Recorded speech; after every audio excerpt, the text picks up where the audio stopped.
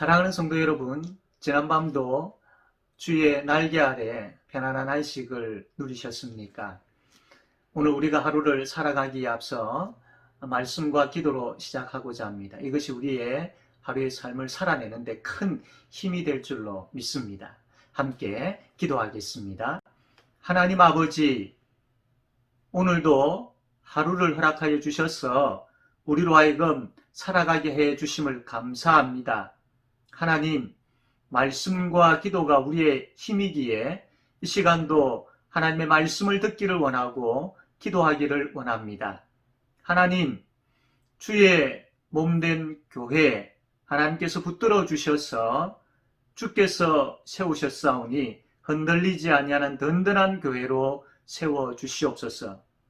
주의 성도들 하나님 붙들어 주셔서 어려운 이 시기를 우리가 지나고 있지만 하나님 중심으로 하나님 늘 깨어있게 하여 주시고 그 하나님으로 인하여서 이 땅을 살아갈 때에 어떠한 것도 두려워하지 않게 하여 주시고 그 하나님을 의지함으로 인하여서 담대하게 넉넉하게 승리하며 이 길 걸어갈 수 있도록 도와주시옵소서. 오늘도 힘들고 어려운 첫 발을 내디디려고 합니다.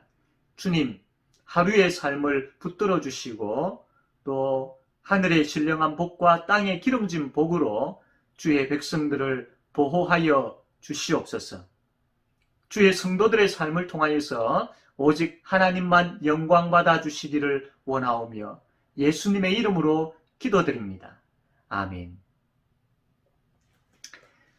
오늘 말씀은 학개 1장 1절에서 11절까지 말씀입니다.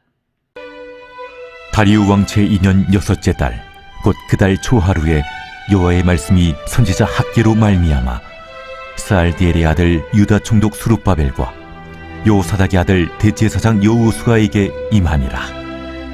만군의 여호와가 이같이 말하여 이르노라. 이 백성이 말하기를 여호와의 전을 건축할 시기가 이르지 아니하였다 하느니라. 여호와의 말씀이 선지자 학개에게 임하여 이르시되 이 성전이 황폐하였거늘 너희가 이때 판벽한 집에 거주하는 것이 옳으냐?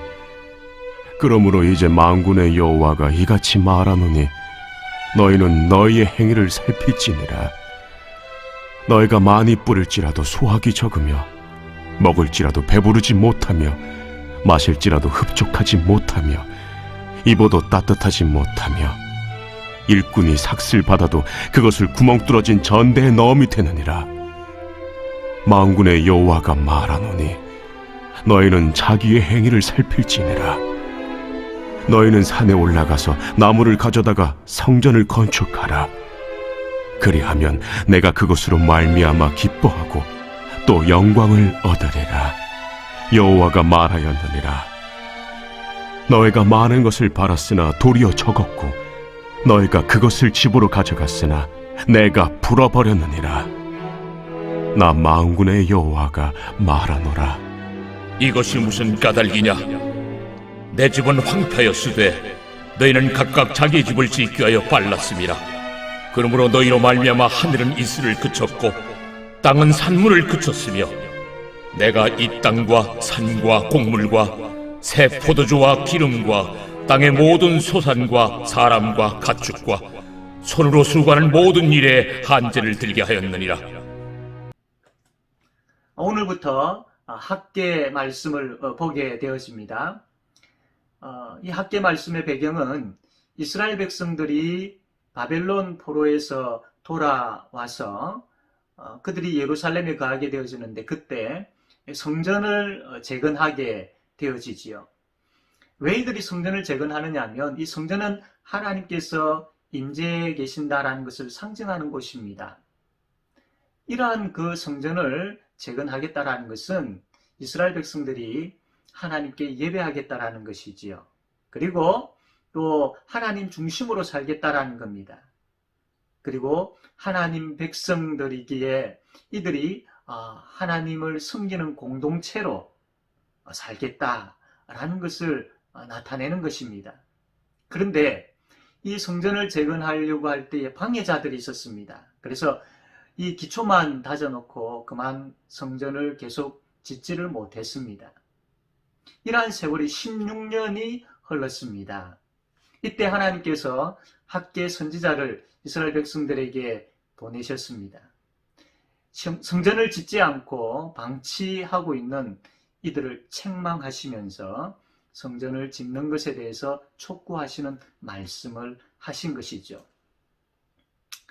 이스라엘 백성들이 16년 동안 성전을 재건하지 않는 이유는 2절 말씀 보니까 여호와의 전을 건축할 시기가 이르지 아니하였다.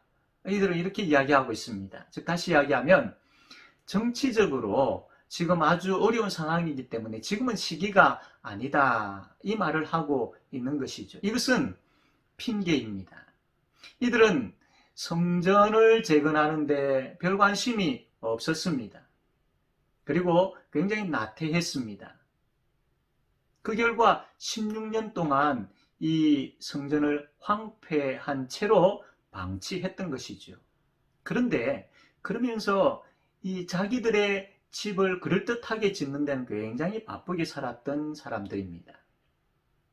하나님의 백성이라는 사람들이 얼마나 불신앙적으로 살고 있는지를 보여주고 있는 것이지요. 이로 인하여서 하나님의 은혜가 이들에게서 떠나버리게 되어집니다. 그 결과 이들은 굉장히 피폐한 삶을 살게 되어지죠. 얼마나 이들이 피폐한 삶을 살게 되어졌는지 우리가 보았던 6절 말씀과 또 9절에서 11절 말씀을 통해서 잘 보여주고 있습니다. 예를 들면 많은 것을 뿌렸지만 그들이 거두어 들이는 것은 별로 없습니다. 큰 기대를 가지고 그렇게 뿌렸지만 그들의 손에는 정작 거의 조금밖에 기대치에 못 미치는 그런 수확을 거두게 되어지지요. 그들이 먹고 마시고 입어도 만족함이 없습니다. 땀을 내어 열심히 일을 하여서 싹을 얻게 되어지지만 그것을 써보지도 못하고 다 잃어버리게 된다라고 말씀을 합니다. 참 이들이 하나님의 이 성전을 재건하지 아니하는, 즉 하나님을 예배하지 아니함으로 인하여서 얼마나 피폐하게 되어졌는지요. 이러한 이스라엘 백성들을 향하여서 하나님께서 이렇게 말씀을 합니다. 5절 말씀 보면 너희 행위를 살필지니라. 7절에 동일하게 자기의 행위를 살필지니라. 하나님께서 반복해서 이렇게 말씀을 합니다. 지금 자신들이 어떻게 살고 있는지 돌아보아라 라는 겁니다. 너희들이 지금 어떻게 하나님을 무시했는지 돌아보아라. 그리고 회개하라 라는 말씀입니다. 코로나19로 인하여서 우리에게 제일 큰 문제가 뭐냐면 바로 예배입니다.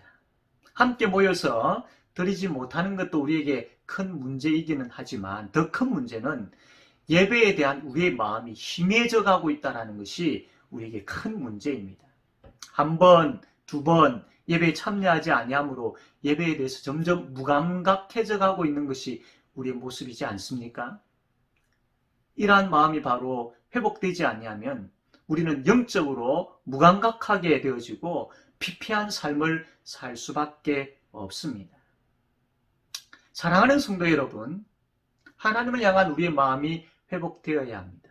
함께 모여서 우리가 예배 드릴 때도 온전히 우리의 마음이 하나님을 향해야 되지만 가정에서 우리가 예배 드릴 때도 그 현장에 하나님께서 임재해 계시고 성령 하나님께서 역사하신다라는 그 믿음을 가지고 두렵고 떨림으로 마음과 뜻과 정성을 다해서 하나님을 예배할 수 있어야 됩니다.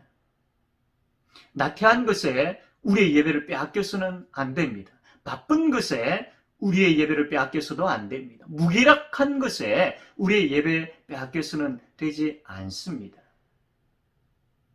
사랑하는 성도 여러분, 정신을 차리고 깨어서 하나님을 예배합시다. 단순한 예배의 행위가 아니라 예수 그리스도의 십자가 피공로 의지하여서 담대하게 하나님 앞에 나아가는 예배를 드립시다. 그리고 우리가 가정에서 드리는 그 예배이지만 하나님 앞에 나아갈 때에 하나님과 깊은 사귐을 사모하면서 예배의 자리에 나아갑시다. 또한 하나님께 영광 돌린다라는 그 뜨거운 마음이 회복된 가운데 그 마음을 가지고 하나님 앞에 나아가 예배합시다.